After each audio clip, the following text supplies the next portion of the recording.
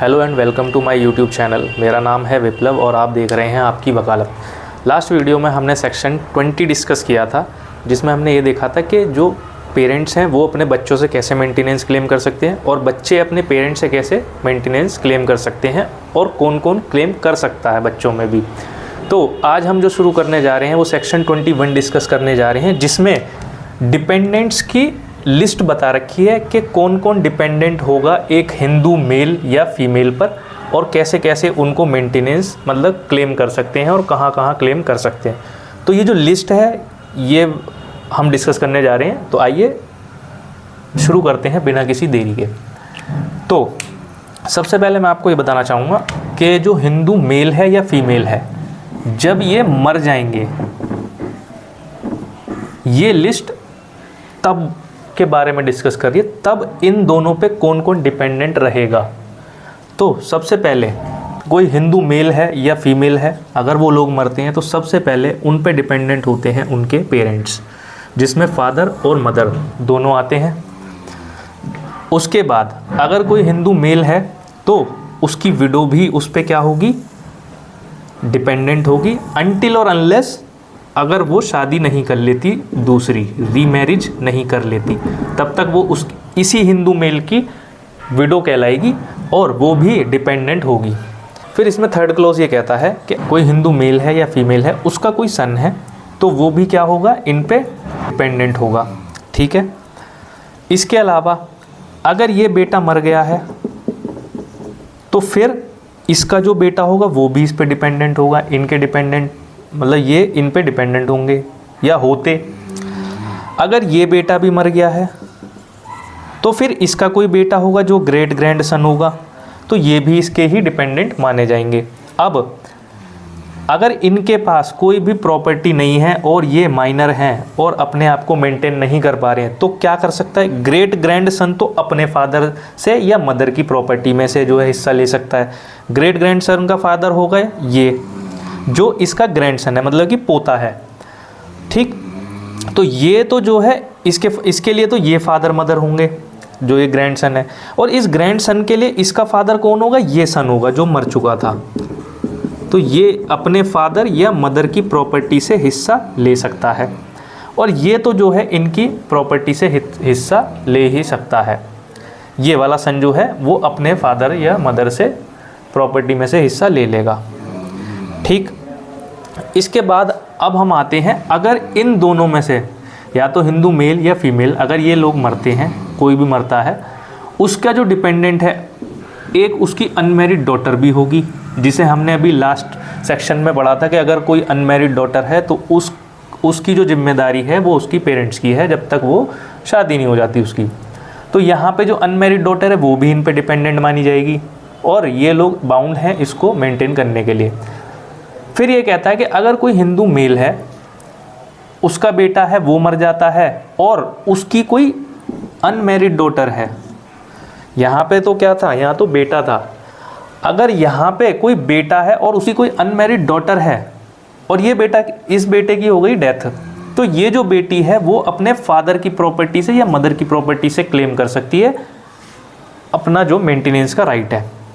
Similarly अगर ये mail है, इसका जो बेटा है ये तो मर चुका है, इसके बेटे का बेटा भी वो भी मर चुका है और उसकी कोई जो है अनमैरिड ग्रैंड डॉटर है,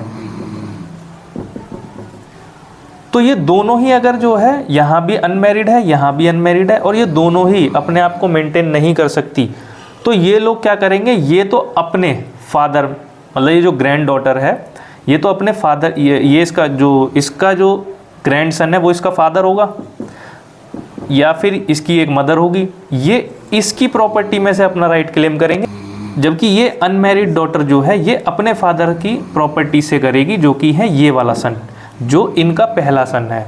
ठीक। ये इनकी प्रॉपर्टी में से अपने मेंटेनेंस का राइट क्लेम करेगी। आई होप आपको यहाँ तक समझ आया होगा।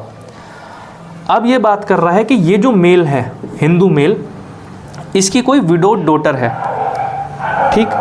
तो अब ये जो विडो डॉटर है इसे आप जो है समझने के लिए इसे लिंक कर सकते हैं सेक्शन 19 से। जहाँ पे हमने विडो वाइफ की मेंटेनेंस की बात करी है, तो वहाँ पे हमने क्या देखा था कि ये जो विडो है ये अपने हस्बैंड से क्लेम कर सकती थी, अगर हस्बैंड नहीं है तो फिर इसकी प्रॉपर्टी से, ठीक है, या फिर ये अपने बच्चों से क्लेम कर सकती है, डॉटर से या सन से, या फिर अगर कोई भी नहीं है तो फिर फादर इन लॉ या मदर इन लॉ, अगर इन्होंने इसके हस्बैंड की प्रॉपर्टी का शेयर लिया है तो। यहां तक समझ आया। फिर इसमें एक पॉइंट है कि अगर ये जो हिंदू मेल है इसका कोई बेटा है, ठीक, और इस बेटे की कोई विडो है, मतलब कि ये भाई साहब भी चल बसे, इनकी कोई विडो रह गई, तो अब ये कहाँ से मेंटेनेंस क्लेम करेंगी? ये करेंगी अपने हस्बैंड की प्रॉपर्टी में से, मतलब ये जो भाई साहब निपटे हैं इनकी प्रॉपर्टी से ये मेंटेनेंस क्लेम करेंगी, या फिर अपने बच्चों से मांग सकती हैं, ठीक। इसके साथ साथ ये हिंदू मेल हैं, इनके ये बेटे थे, ये निपट चुके हैं, इनका भी कोई बेटा था ये सन, और ये भी भाई साहब भी चल बसे। अब जो इनकी बच गई विडो वो किससे मांगेंगी? वो मांगेंगी या तो अपने हस्बैंड से। अब इनका हस्बैंड कौन था? ये जो भाई साहब इनके पोते थे।